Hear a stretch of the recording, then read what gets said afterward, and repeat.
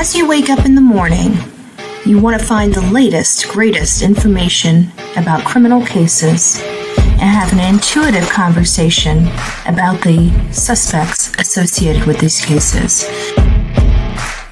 Head over to the Bullhorn Betty channel on YouTube.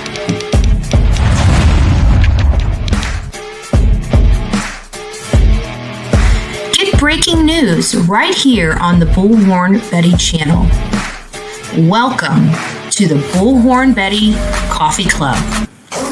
Enjoy your stay and enjoy your day.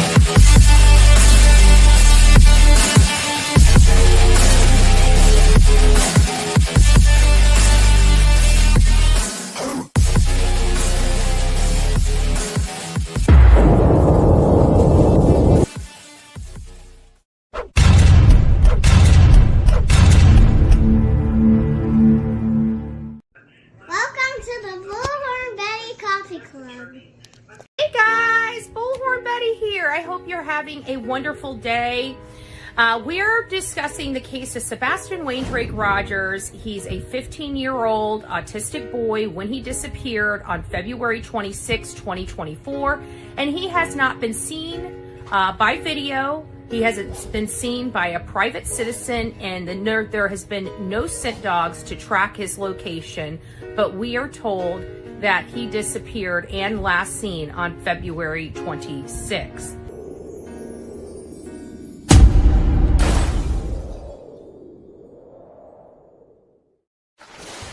This child disappeared from inside an alleged locked home that has no signs of forced entry and no signs of him leaving the home. This tale started on February 26 when a call came in to the Sumner County non-emergency dispatch line around 6:33 in the morning. It was learned that Sebastian Rogers, an autistic and medically needy boy, seemingly walked out of his home and was never seen again. At least that's what we are led to believe. By February 27th in the afternoon, an Amber Alert was issued for Sebastian Rogers, alleging that there's a possibility of an abduction of this boy to have taken place. None of us were really clear at the time why this Amber Alert had surfaced, since they kept expressing that there was no possibility that led them to believe he was abducted. We fast forward to March 4th. March 4th was a critical and pivotal moment in this case, and that's when law enforcement decided to scale back their search efforts. This would have been communicated with the parents on March 3rd or before. On March 3rd, that was the first interview the mom and stepdad provided on a Duchess panel. On March 4th, they did their first mainstream media interview with WSMV. And both of those interviews were a little odd. We were unaware what had really transpired, and we were hanging on every word the mom and stepfather said. But there were some things that just didn't seem right.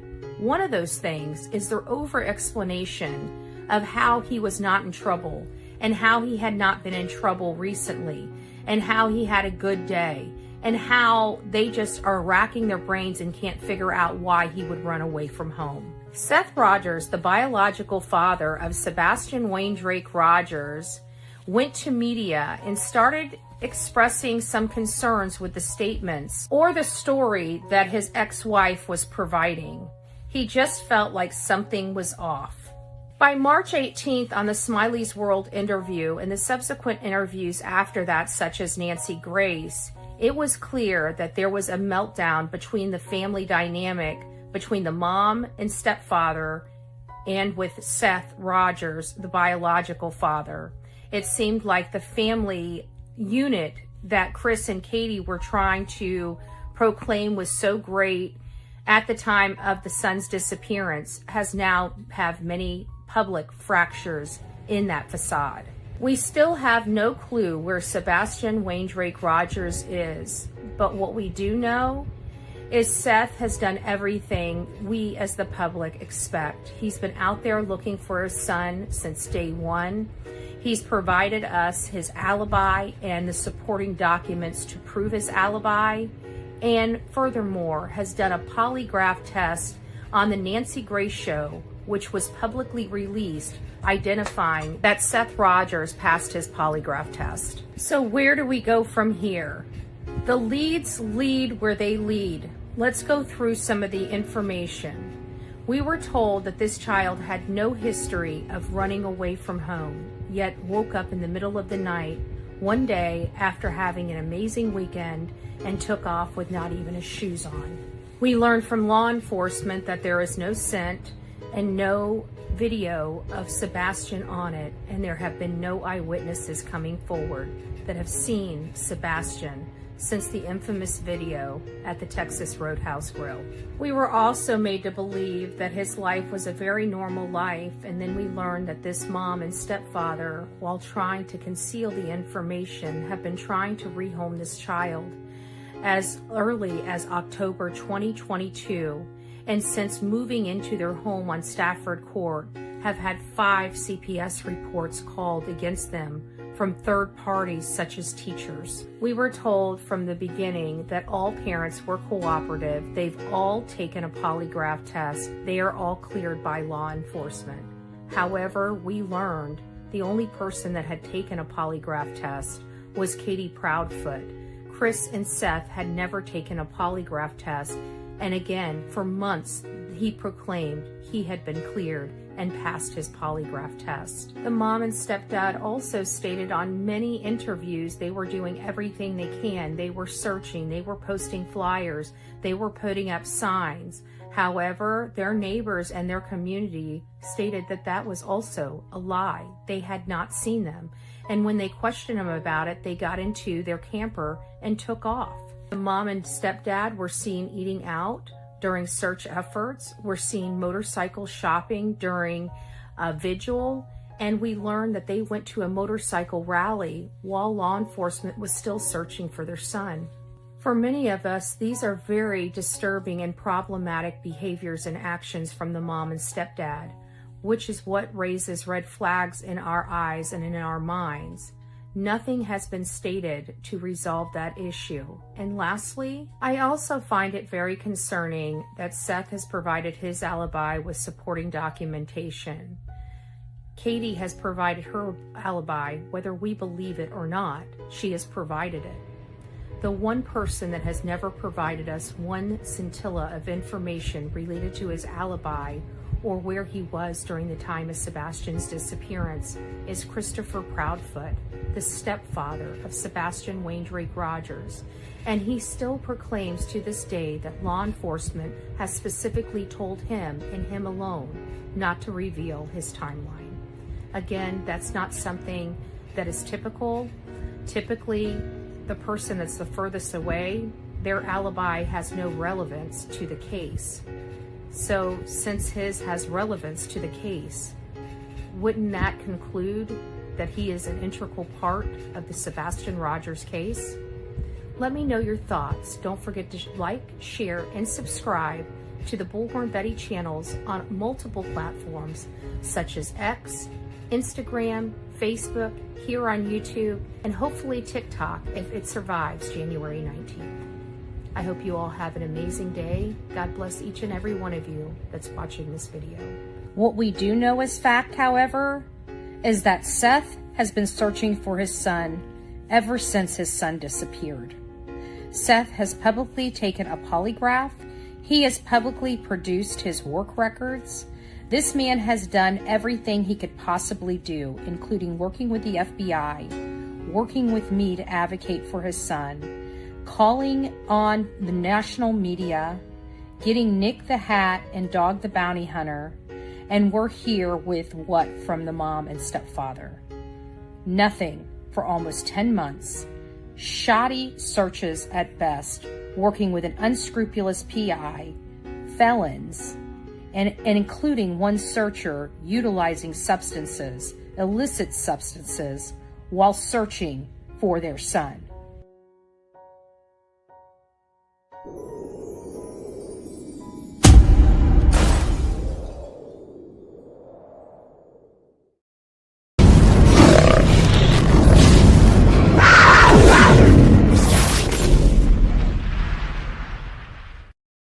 Well, good evening, my beautiful people. It is so great to see you guys this evening, but we have to go over something first. This is just breaking.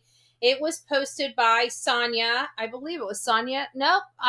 Tennessee. Yes, it was posted by Sonia in our Facebook group. And of course, I went to the TBI post and pulled it up. And this is an endangered child right here. I'm going to read this to you guys. Endangered child alert. This just came out an hour ago. We need your help to find Billy McKinley Jr., who is missing from Warren County. The 2-year-old is 3 feet, 6 inches tall, 60 pounds, with brown hair, brown eyes. He was last seen with a non-custodial parent, Billy McKinley, who is wanted for especially aggravated kidnapping and custodial interference. They were last seen on Falcon Drive, area of McMinnville. If anybody knows where McMinnville is. If you spot them, please call 1-800-TBI-FIND or McMinnville Police Department at 931-668-7000. 931-668-7000. 7,000. And here is the gentleman that he is with. We had another case very similar, a father and a daughter, and that didn't turn out too well. So we know the sheer gravity of the custodial interference, the kidnapping, and the possibilities that can come from a situation such as this. So we want to keep our eyes and ears open this evening for that. Before I say hi to everybody, I also want to bring your attention to another breaking case that happened earlier today. For those that did not get an opportunity to see it, I'm going to play it for you now. While we didn't cover Grant Solomon too deeply, I'm kind of glad we didn't because of the situation in Sumner County at this moment. But Chronicles of Olivia, which is one of my BFFs, we've known each other since Gabby Petito. We've traveled the country together. We've covered many cases together. And she was very heavy into the Grant Solomon case. I was not. I can't remember what I was working on when Grant Solomon was going on, but I ended up not jumping into that case too much. We did cover a little bit of it. But Chronicles of Olivia ended up sending me a post that Grant's mom was arrested and she's being held on a $500,000 bail bond right now. And I don't believe in vigilante justice. You guys know how I feel about violence, because I feel like if there was no violence, we wouldn't be here, right? We're here because of violence. We're here because of violence in homes. We're here because of violence between stranger dangers. We're here because of violence, period. That's why the Bullhorn Betty channel thrives, is because of violence. And it's very sad. So I don't ever believe in violence. But I understand, okay? It's not that I absolutely think it's wrong. I would never, ever, ever condone it. But it's hard, it's hard because I kind of understand where she's coming from, even though I don't condone it. Her son is gone. They believe the father did it. Law enforcement kind of, dropped the ball because they thought it was an accident. They didn't follow proper protocol for, a crime scene. And quite frankly, I think it's a situation of another Ellen Greenberg. And it's sad to say that, but, that's the way it feels. And there are a lot of reasons for that. And so I put that into a video that I'm about to play for you guys to give you guys the update and a little bit of historical background about the case. Latest twist in Grant Solomon's case. In a case that's gripped Tennessee and sparked national attention, a significant development has emerged. Angelia Solomon, the mother of the late Grant Solomon, has been arrested on charges of soliciting the murder of her ex-husband, Aaron Solomon.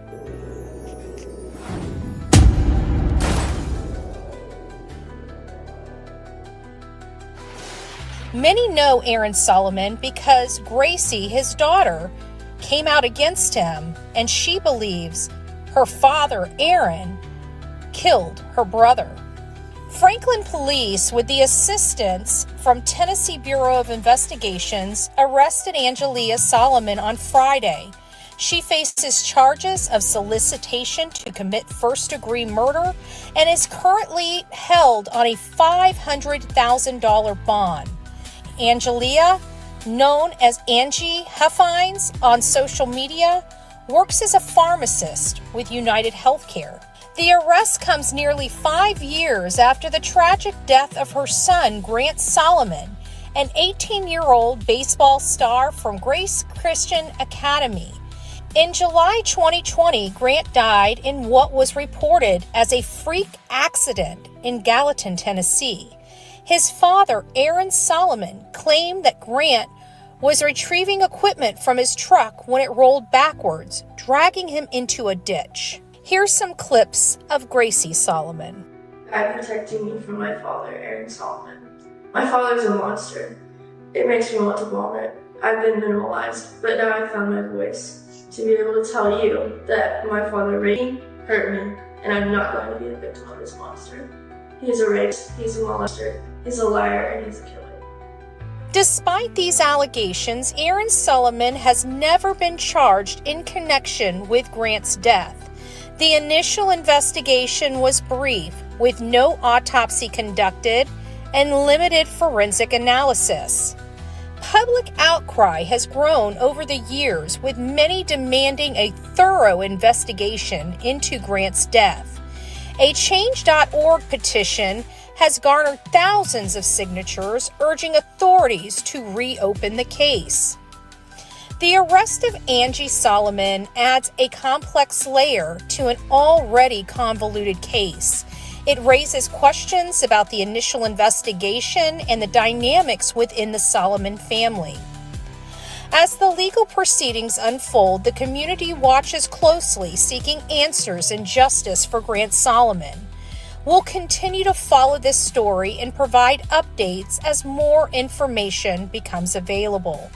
If you have any information related to this case, please contact the Franklin Police Department.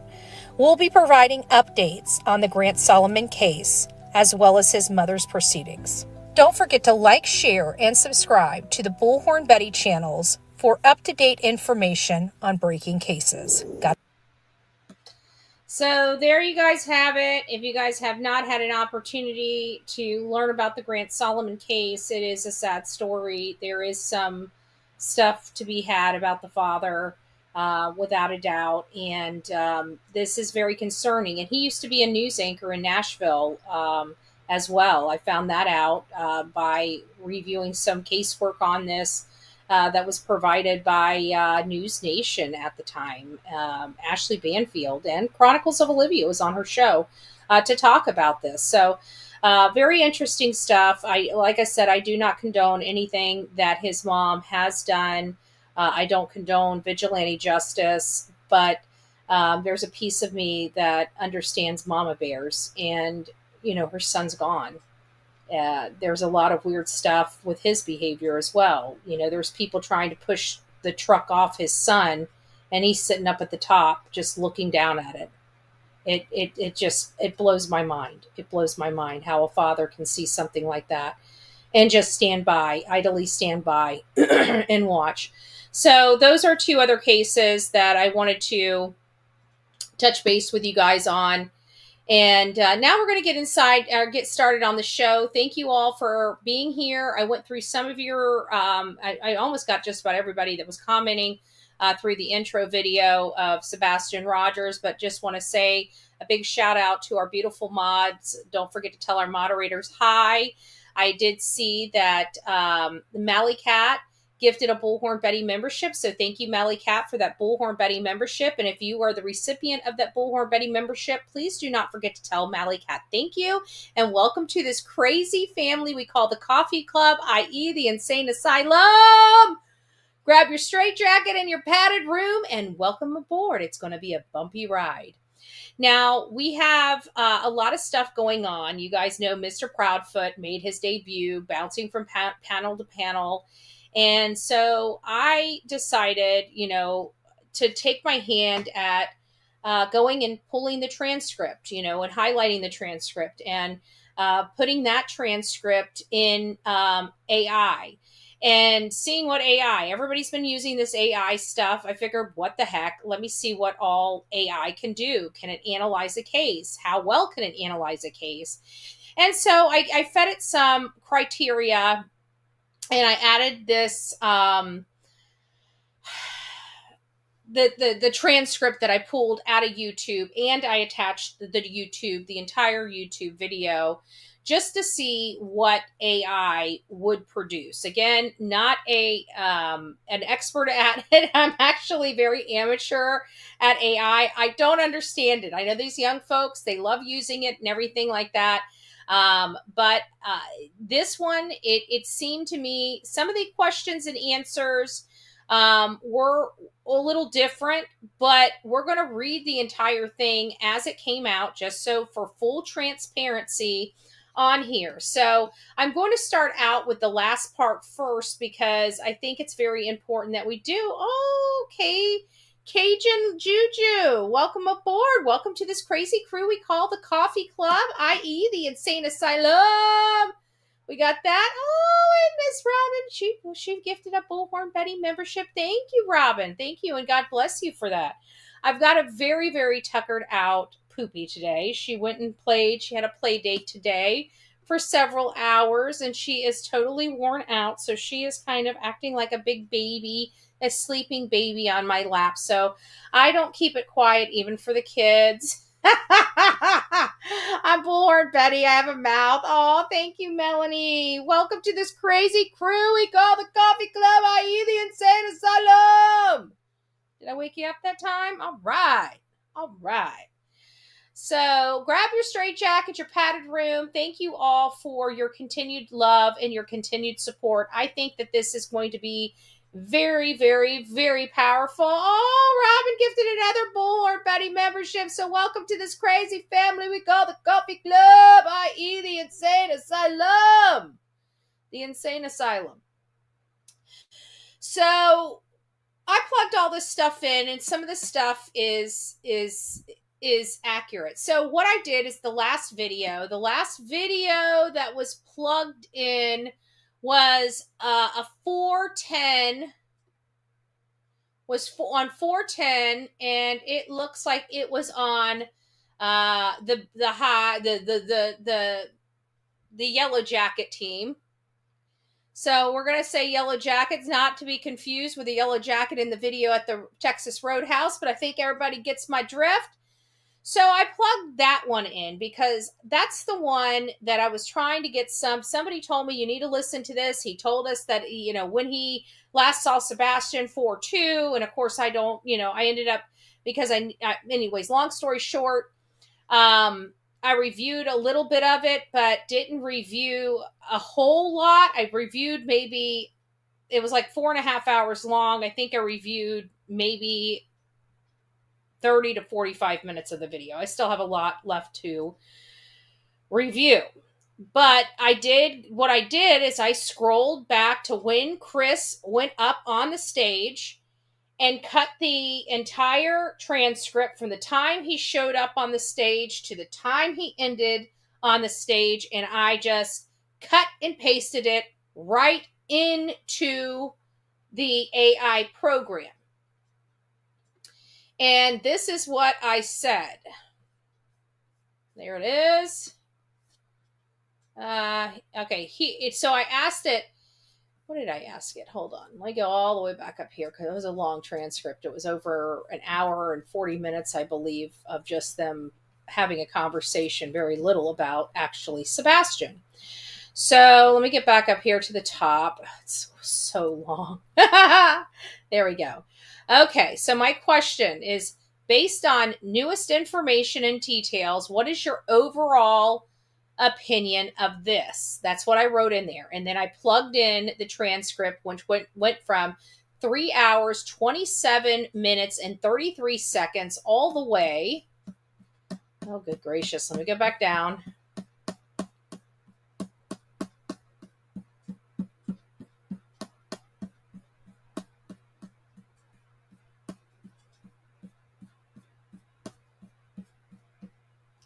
close.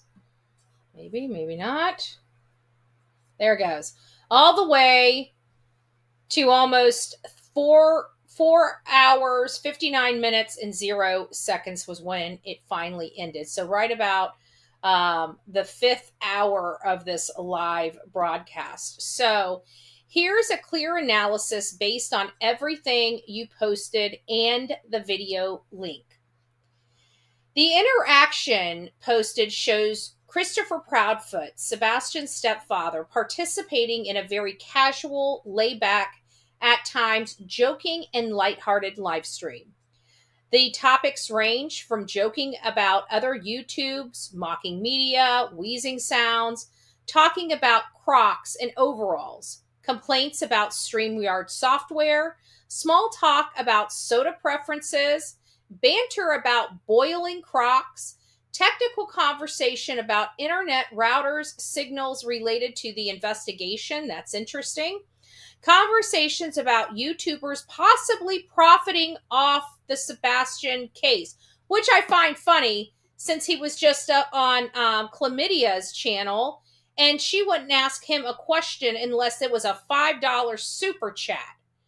You want to talk about that? You guys do it willingly. I go in here and I either read your chat or I don't. You don't have to pay one way or another, which I find awfully funny because they're the only ones that ever talk about this profit. Defending his and Katie's action regarding parental control over Sebastian's phone and lightly touching on some serious aspects of Sebastian's disappearance with brief emotional comment about missing Sebastian. Lightly. This is what AI picked up, and that's based on the transcript that I pulled out of there, plus the overall entire video.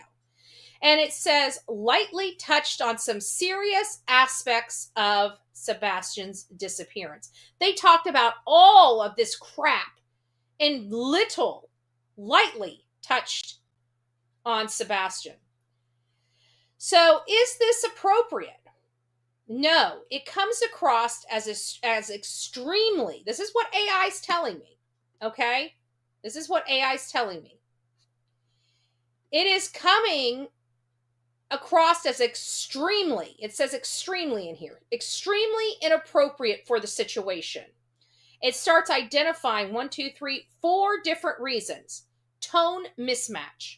Chris is joking around, laughing about soda, Crocs, and random topics. Context. He's the stepfather of a missing 16-year-old boy who vanished under suspicious circumstances.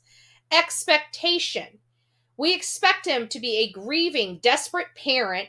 Figure would typically be solemn, serious, and focus on the missing child, especially in public appearances. Perception. It makes Chris appear careless, detached, and oddly comfortable for someone at the center of such a tragedy. It states key points. Even if someone is grieving differently, this kind of party vibe in the public forum about a missing child case is severely tone deaf at best and suspicious at worst. Does this sound like someone grieving? No, it does not sound like someone grieving. A grieving family member of a missing child typically sounds heartbroken, desperate, serious, or deeply confused on the child, or deeply focused on the child. Chris sounds relaxed, casual, emotionally detached most of the time. He gets briefly emotional when talking about the last hug he gave Sebastian, but it's very short-lived, and he quickly returns to joking and talking about soda and Crocs.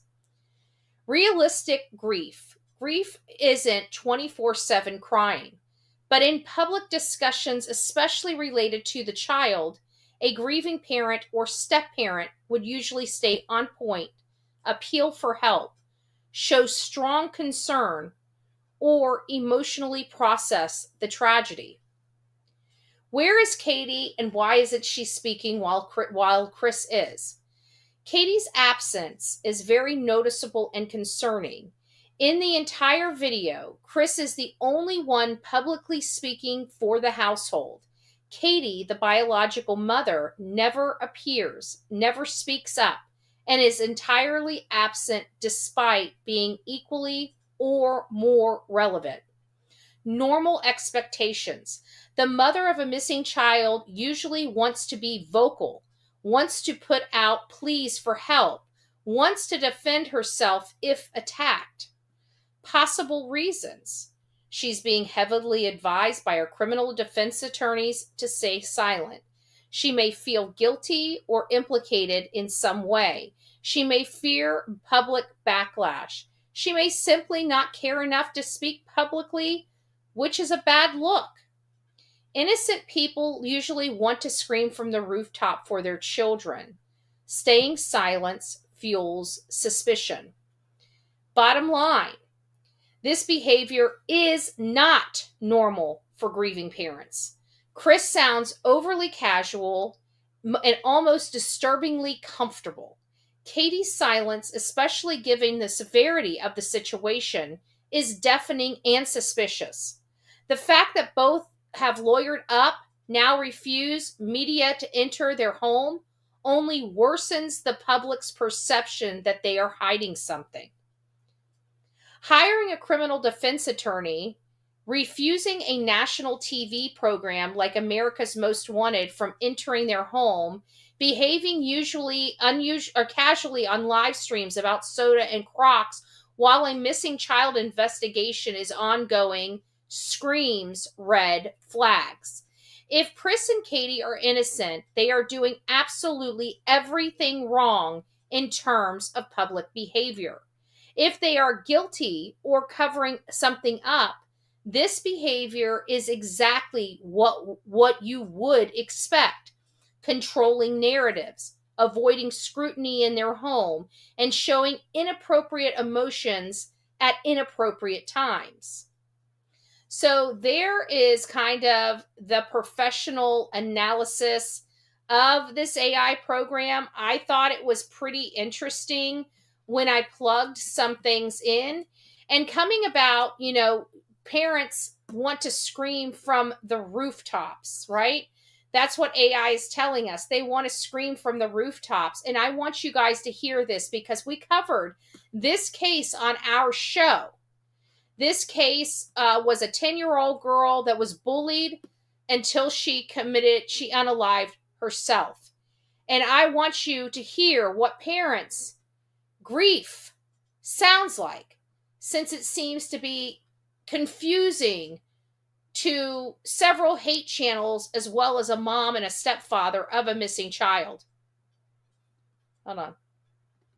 You never even called. We need to protect our children. We need to protect our children. You never even called her to tell her somebody was beating her kid. You never called her. You could have protected her. What's that? We need to protect our children. We need to protect our children. You never even called her to tell her. This child has been missing for over a year. Where is Mama Bear? When is this MMA fighter, military trained Mama Bear going to come out of the closet to look and fight for her son?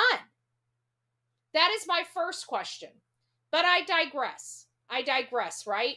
I'm going to keep this up for a little bit as we start processing this whole situation here, because I'm going back to the top and we're going to be working our way down.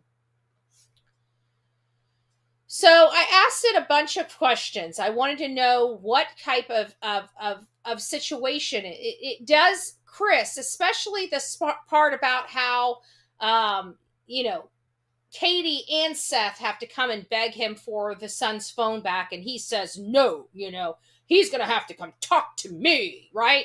So I plugged in some interesting information to ask, is this controlling behavior? Is it controlling behavior? Give me just a second. Let me find that aspect of it.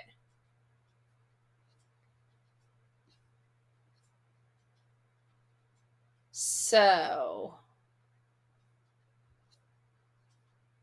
where is it? Here it is. Here it is. Locking down Sebastian's phone twice, hard without releasing control until Sebastian earned it back. Somewhat controlling, emphasizing he had authority over unlocking the phone when Seth and Katie disagreed. Very controlling. You have to come to me and ask for your phone back. Again, controlling. If you don't do what you're supposed to do, I'm cutting off YouTube. Authoritative is what they call it, with parentheses that says borderline controlling. Dismissive of outsiders and critics. It's dismissive and not controlling, allegedly. Willingness to privately talk with enemies, not controlling. He's saying, I think that was referring to the mob crew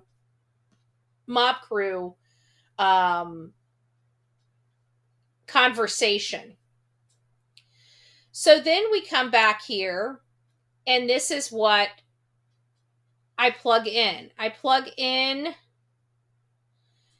Chris is a suspect in the disappearance of his stepson, does that change your view about this interaction? And I was talking about the transcript that was plugged in.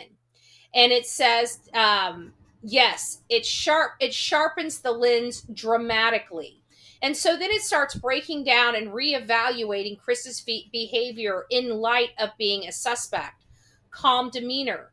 Understandable after 14 months without knowing. It says at the top, it says the behavior without knowing he's a suspect and knowing he is a suspect. So we're going to give you both sides of the, to be fair, right? So the calm demeanor without knowing he's a suspect is understandable after 14 months. I don't understand how it can be understandable. I think it would be more, more nerve-wracking, but I digress. I'm not in the situation, but it's saying if he was not a suspect, it would be understandable after 14 months. I'm not sure. Knowing he is a suspect may seem rehearsed, overly managed, and we believe that, right? Focus on facts and deflection to LE without knowing he's a suspect could be a normal coping mechanism. Knowing he's a suspect may be a strategic distancing, keeping focus off of him. Defensive tone toward critics. Without knowing he's a suspect, it could be perceived as a protective father figure. Knowing he's a suspect may be perceived as defensive, trying to delegitimize critics. Detailed knowledge about tech lockdowns. Not knowing he's a suspect, reasonable, strict parenting. Knowing that he's a suspect may be an effort to show over-control, proving Sebastian couldn't have contact with anyone. Rare mention of missing Sebastian emotionally. And it says, not knowing he's a suspect, sad but possible. Knowing he's a suspect is a red flag. Suspects sometimes talk about logistics, not loss or love. Blaming media for exploiting the case. Not knowing he's a suspect, justified irritation. Knowing he's a suspect, potential redirection tactics, attacking others to avoid scrutiny on himself. No spontaneous emotion when talking about Sebastian. If not knowing he was a suspect, it could be numbness, the AI predicts. However, knowing that he could be a suspect could be emotional detachment if guilty. And remember, I plugged in that transcript. I cut and pasted the transcript right in there. And it identified over and over and over again the emotional detachment Chris has for Sebastian. My stepson language. Not knowing he's a suspect, neutral, a way people talk. Knowing he could be a suspect, slightly emotional distancing. Guilty people often dehumanize unconsciously. And that's very important. Guilty people often dehumanize unconsciously. How many times have we heard Mr. Proudfoot and Mrs. Proudfoot talk bad about Sebastian while he was missing? How many parents have we watched of missing children or missing adult children talk about their children in a negative light in light of them missing and being on camera about their missing person? Very rarely. Yet these people had no problem doing it over and over and over again. Hey, Mike, I still think there's another burner phone or some other communication gaming device in this case, possibly, if nothing found was found on any other device Ellie had. There's been rumors that wondered if he had a company phone. If it's possible he had a company phone or access to something like that. It is possible. But with Katie and Chris's training, they would have been dotting their I's and crossing their T's to the best of their ability during this time. They have a lot of training, a lot of military training. Katie is trained in electronics and video equipment and electric work. She's an electrician or some type of alleged electrician. Maybe she's a journeyman, or they don't need to be an electrician to wire, security systems. I don't know. It sounds like she might be, an electrician, which has a lot of knowledge about power and how to feed things power, how to disconnect power, how to disconnect feeds. And then on the flip side, you have Chris Proudfoot, which is like a planner of some sort, a strategic planner of some sort. So you're talking about two very highly trained and highly skilled military parents. So that is my first point of contention, is that these people, they have all of this wherewithal to do a military job. Katie is an MMA fighter, trained MMA fighter. And you're telling me that these people that are highly skilled and highly trained don't know what they're doing in planning? They do. I believe there was another source of communication. Did he go knock on a friend's door and say, can I borrow your car? Can I borrow your phone? There's an emergency happening. I need to borrow your car and phone. Did he go to somebody and say that? I don't know. Is it possible? I do believe it is. That one guy came out swinging for him that allegedly was staying at that park. Did he ask him to borrow his car or his phone? Would he have even known? It sounded like he was 3 sheets to the wind when he came home. I don't know. Good question, though. Good question. Chris had been emotionally distant to Sebastian since the day he walked into his life. Well, common sense, I don't know. Chris has this, he's been married 5 times. So we know he has this, this facade about him, right? And that facade, I think early on in Sebastian's life would have made him want to gel up with Sebastian. He knew he would have to, win Sebastian over to get Katie. So he's very manipulative. He knows how to do it. And I saw the photos of him out in California on the boat. He had his arm around, Sebastian. They looked really happy. Sebastian was, much younger at that time. And it looked like he tried to be a good stepfather, or have the appearance to be a good stepfather.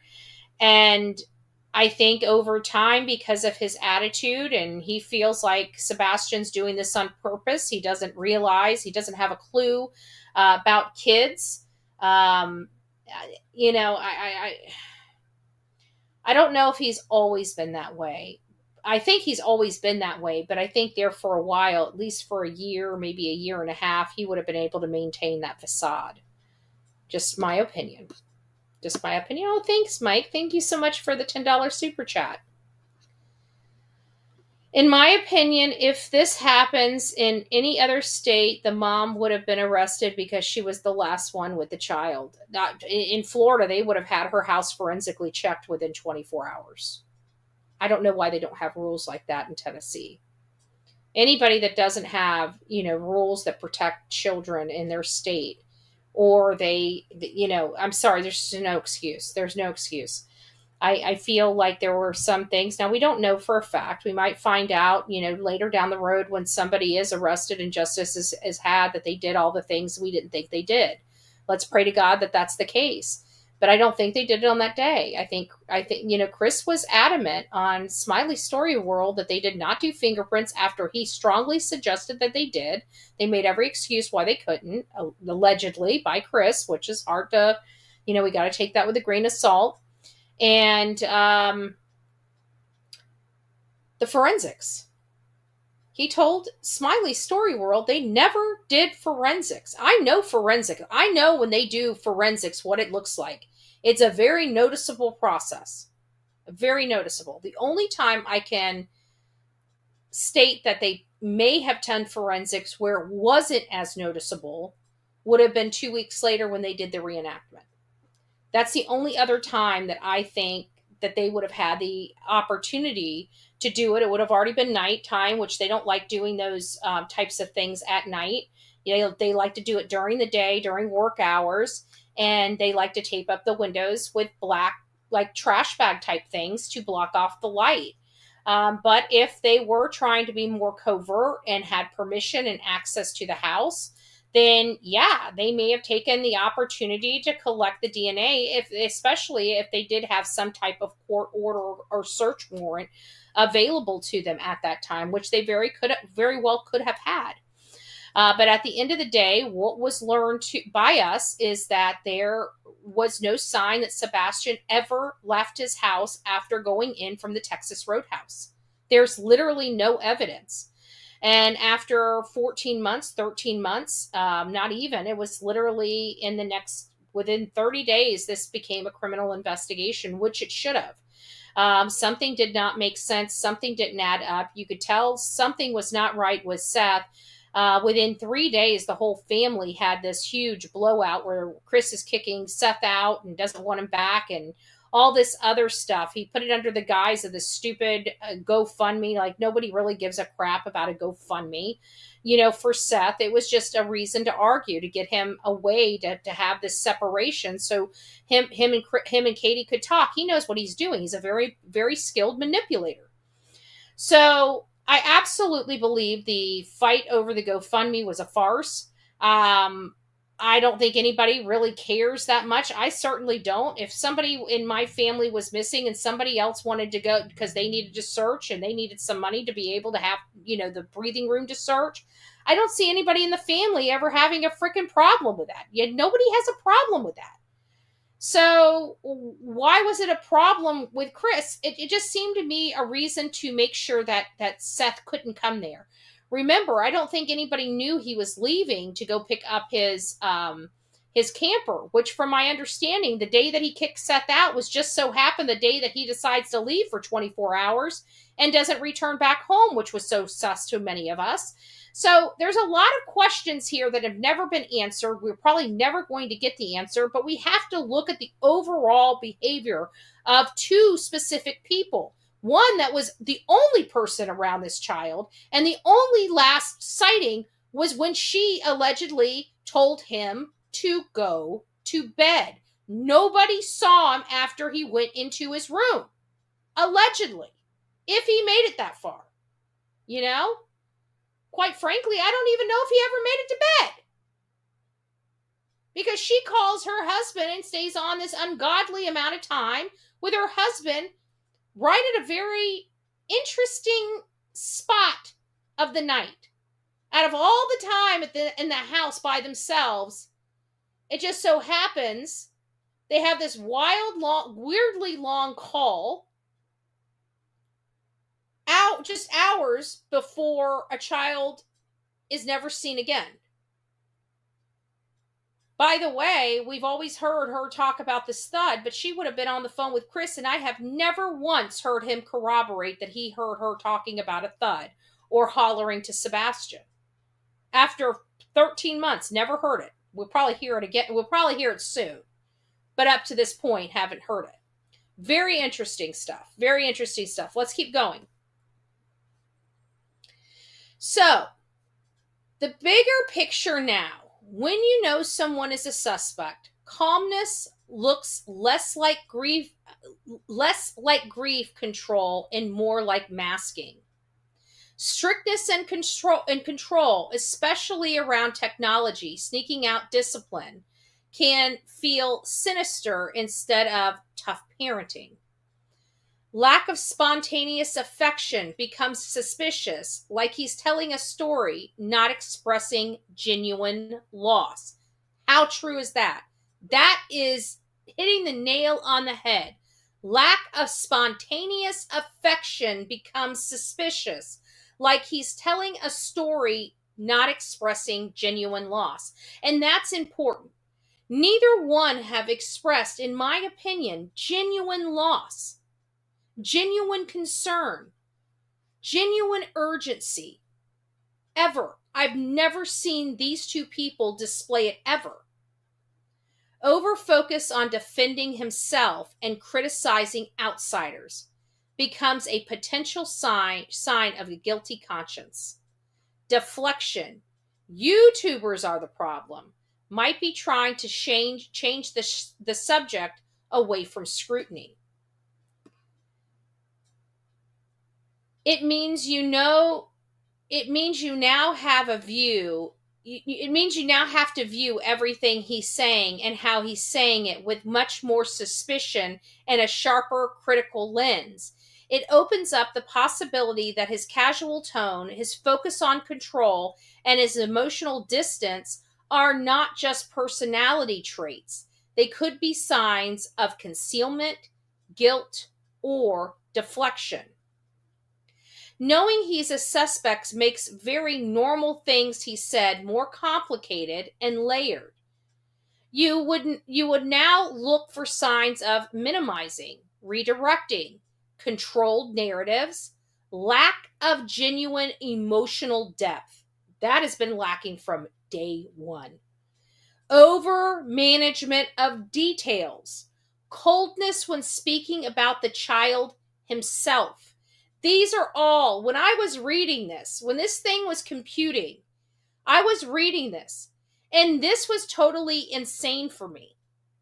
Like, I felt like this was hitting everything that we are feeling. And it's crazy because this is AI. I don't know what it is. This is artificial intelligence. It seems pretty freaking intelligent to me. Because all of these things we are feeling, we can identify those.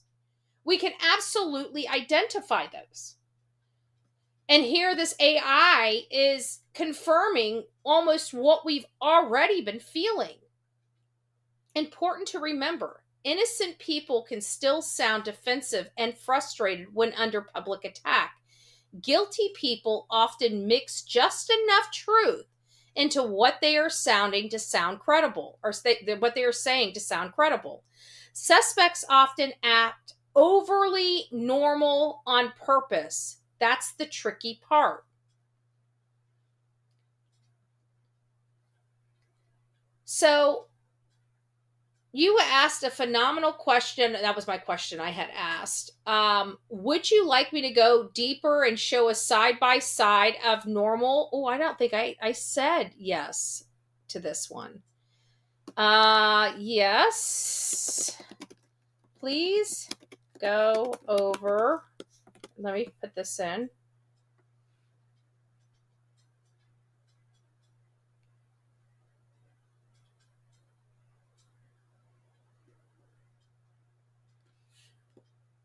Okay, hold on.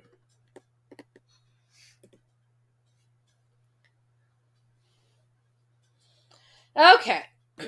So now it's giving me something else.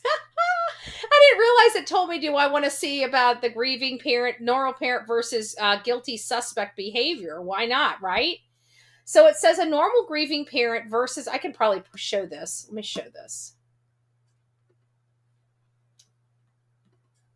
There it is. Hold on a second. Let me pull that back just in case something else is.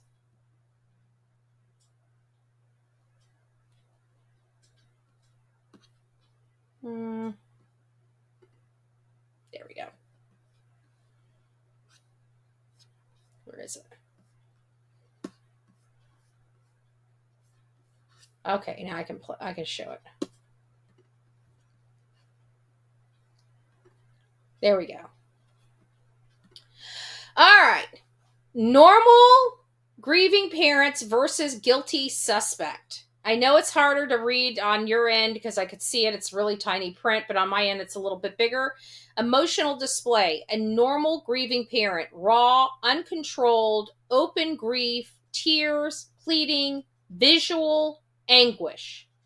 A guilty or involved suspect. Inconsistent emotions, either overly calm, laughing, joking, or forced tears. Public appeal. Beg the media to help. Appear on TV. Constant pleas to the public. Desperate to find child. Guilty or involved suspect. Avoids public attention. Limits interviews. Appears only when pressured or to act nonchalant. Cooperation with authorities. Full cooperation. Welcomes searches. Home checks. Polygraphs. Interrogations without hesitation. Guilty or involved suspect, partial or no cooperation, lawyering up, restricting access to home, and refusing polygraphs. Reaction to media, grateful for any attention, helping find the child, even if uncomfortable. Suspected, guilty or involved person is defensive, angry about media coverage, trying to control the narrative or avoid exposure.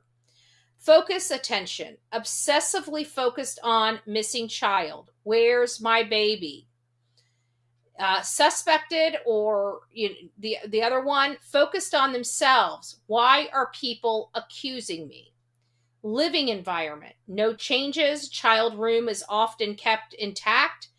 Shrine-like, open for searches.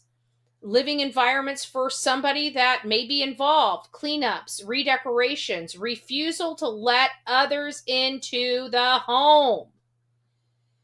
Behaviors for live streams and interviews. Serious, tearful, pleading for tips. Even small jokes are self-aware and come with guilt. The other side, if you're involved, laughing, joking, casual, small talk about random topics unrelated to the missing child. Legal representation, may retain an attorney, but still speaks publicly to plead for the child. Immediately hires a criminal defense attorney and goes silent. Key cases example, Elizabeth Smart's family, for the ones that are grieving parents, guilty or involved suspects. So, key points on normal grieving parents: Elizabeth Smart's family, Jamie Kloss' family, Amber Hagerman's family, genuinely grieving. Okay, on the other side, Susan Smith murdered her sons, lied about a carjacking. Casey Anthony lied repeatedly, partied after Kaylee's death. Applying this to Chris Proudfoot, here's how Chris Proudfoot lines up. Interesting. This is all what spit out. Emotional display, calm, joking, laughing about soda and Crocs, short flashes of emotion. Way too casual for a stepfather of a missing autistic child. Public appeals, rarely makes public pleas, refuses to let America's Most Wanted into the home. Innocent parents typically beg for exposure. Cooperation with authorities. Claims they have cooperated early on, but then lawyered up quickly and have refused to open home access. Reaction to media. Gets defensive about YouTubers questioning them. Focuses on haters. Focused on defending himself instead of focusing on Sebastian. We brought that up way early in this case. Focus on attention. Talks a lot about how people treat him unfairly. Limited talk about Sebastian. Makes it about himself more than the missing child. Living environment. Refuses access to home for media. Very suspicious. Could be hiding physical changes or evidence inside the home. Behavior on live streams. Laughing, joking, sounding like casual hangout, not a missing child case discussion. No sense of urgency, grief, or desperation visible. Legal representation. Retained criminal defense attorney last year. Highly abnormal unless you are preparing for a criminal investigation. Comparison to famous cases. More like Casey Anthony and Susan Smith's behavior than Elizabeth Smart's parents. Very concerning pattern. Biggest red flags from Chris and Katie. Joking about random things on live streams. What does this suggest? Detached, inappropriate emotional response. Red flag, refusing to let America's Most Wanted inside. Fear of evidence being seen or house changes being noticed. Hiring criminal defense attorneys, preparing for criminal charges or expecting accusations. Katie's complete silence, guilt, fear of exposure, or hiding involvement. Focus on self-defense instead of a missing child. Classic indicator of consciousness of guilt. Final professional opinion based on the available evidence, public behavior, and well-documented psychological profiles of guilt versus innocent parents in missing child cases. Chris and Katie Proudfoot exhibit strong behavioral indicators consistent with guilt, knowledge of wrongdoing, or cover-up. Their public action and emotional reaction align far more closely with patterns seen in infamous criminal cases, Susan Smith, Casey Anthony, than with truly innocent, devastated parents. Wow. Wow. Wow. Wow. Wow. Wow. Again, I don't know much about AI. I'm just like literally in the last few days dipping my toes into some AI to see what all it can do. And damn, I think we could plug all of the interviews or stuff into AI. I bet you we could get a real legitimate psychological profile on these people. I really do. Let me see. Let's see. Based on everything you now know,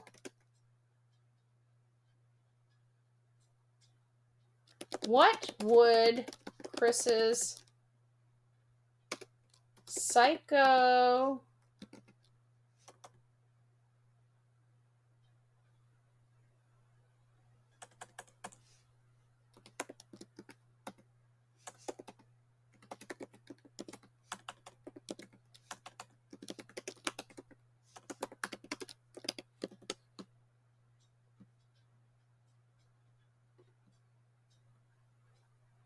I'm trying to make sure all my words are spelled.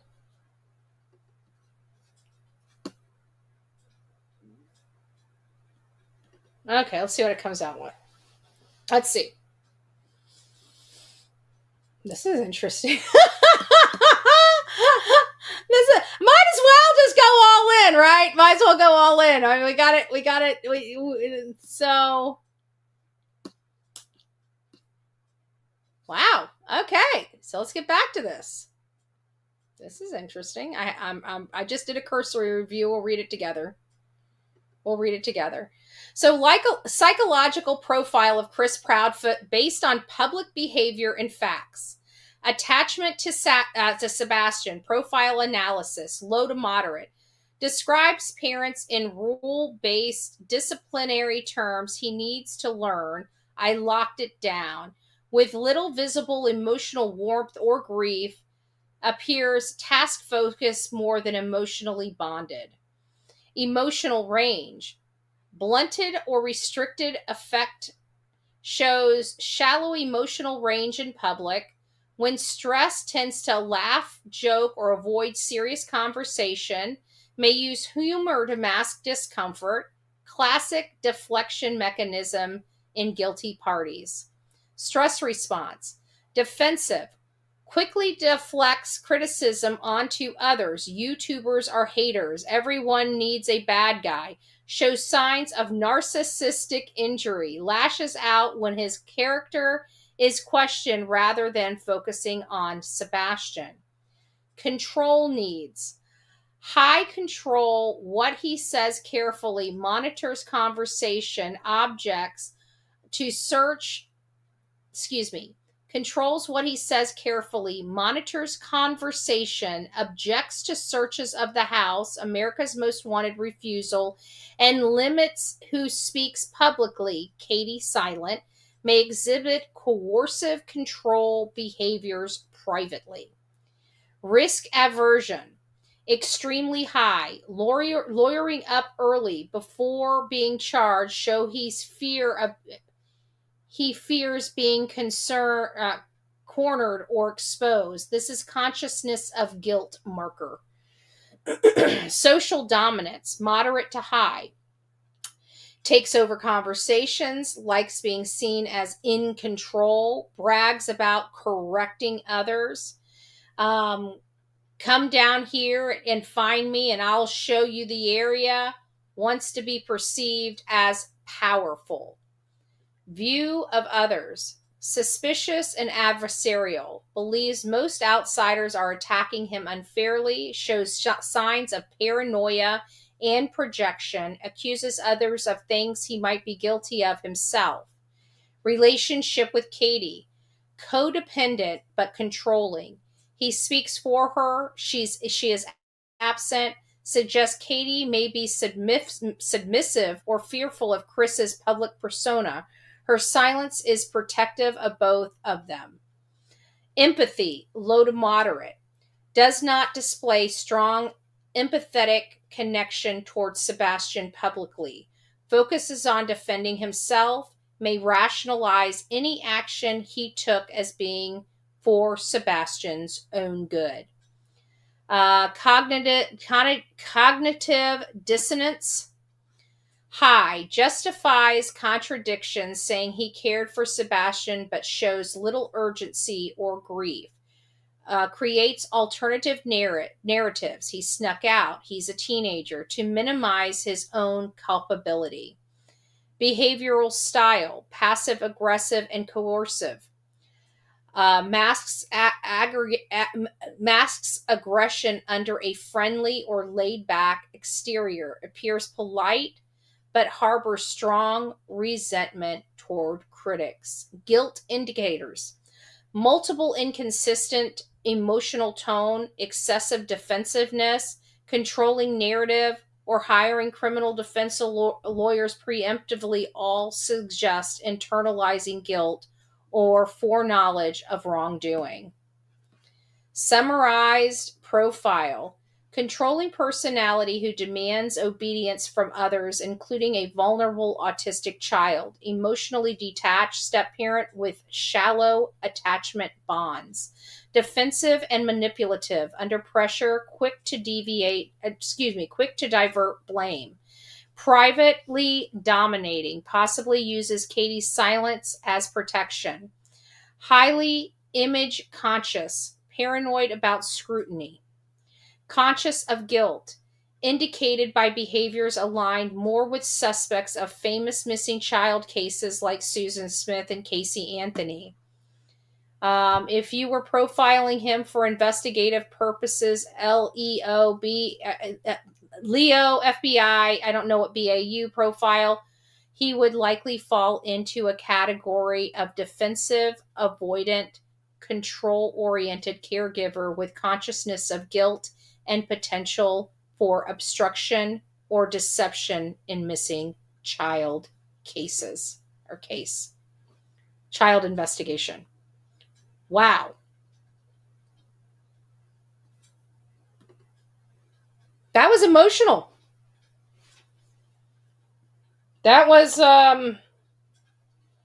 unexpected. Again, I'm starting to explore with this AI. I think I'm going to run a few more cases through AI and see what it can help me with. But holy smokies.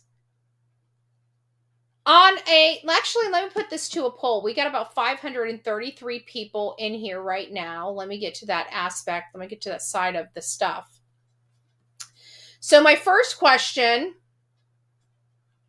is, are KP and CP online behavior concerning?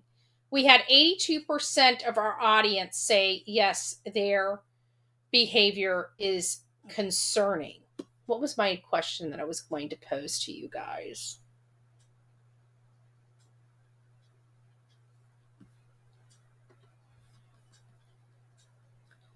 Let me get back over there. Do you think AI is the future for crime breakdown?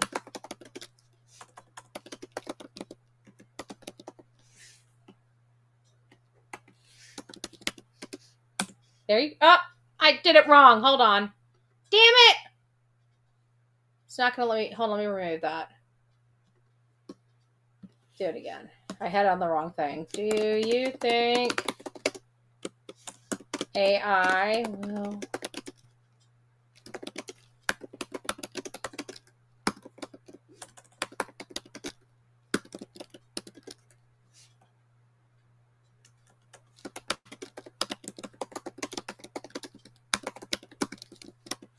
Hopefully I spelled everything correctly. I didn't proofread, which is my biggest problem. There you go. Do you think AI will be the future for breaking down crime cases? This is interesting. I gotta tell you, it's been a fun little experience that I've had just in the last day or two, kind of working with AI a little bit and plugging information into AI and it giving me information about cases.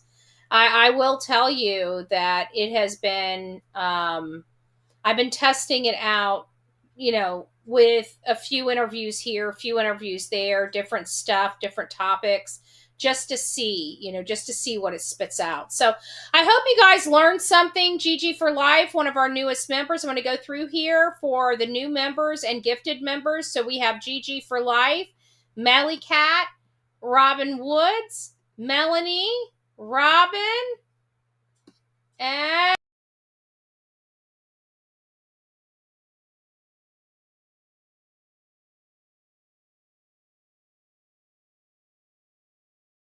when you know I hit a wrong button. When you know I hit a wrong button.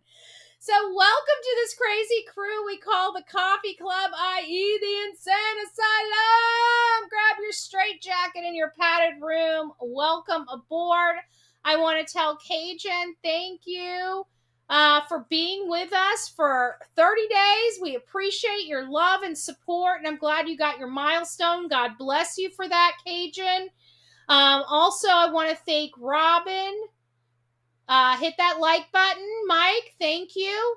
CP is submissive, narcissistic manipulator. I agree with that. I agree with that. And Lisa B, always, thank you so much for your super chat. So everybody, I hope you got something out of this. It was interesting for me. Okay. That's why I said it blew my mind today. I wasn't expecting any of this.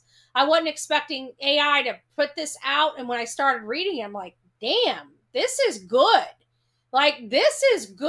I wonder if I can plug other cases into it. Maybe we can start plugging like Layla Santinello's case into it, or a Summer Wells case into it. You know, that would be kind of cool, and see what it comes out with. We've broke those. Oh, thank you, Shirley. Good gracious, my love. I am so sorry. I'm dyslexic. It's getting late at night. That's why I do work early in the morning. I'm not good late at night. If you guys have noticed that, you guys get me rocking in the morning. By the time it's this late at night, I'm about to fall asleep on y'all. I'm about to fall asleep on you. Keep up the great work. Thank you, Shirley. God bless you. God bless you. So, guys, that's kind of it for the show. Thank you for coming around. Thank you for lending me your ears. Thank you for letting me show you something new. I thought this was interesting. I don't know if I will use this program again, but I did like the results. I know it's just another tool we can put in our toolbox to help us break down cases. Is it something that we're going to agree with all the time? I don't know. I'd like to throw more cases into the AI software just to see how it reacts to that, you know? But I think if we were to do it, you know, like with Riley, I think we'd get better understanding psychologically if we had other cases in AI to compare it to, like Riley Strain, Susan Smith, Casey Anthony, but I didn't plug those in. And it was able to acquire that information all by itself. So I guess the more you give it, the more information it has, but it was pretty spot on for me. I didn't plug anything else in. I just the only thing I plugged in were the interviews. That's it. The transcripts of the interviews. And I put the link in there with the interviews. I didn't know if it had the ability to go watch it or not. I don't know AI. Like, I feel like it's a person. I don't know if it had an opportunity to watch it yet, but once AI gets around to watching the video I posted, a 4.5-hour video, maybe it'll spit out a different psychological profile. Like, anybody that watches that poo-poo it has no matter between the ears. I don't know. Because after watching it, not only did I need a shower and to brush my teeth, I felt like the matter in my brain seriously was starting to leak out of my head.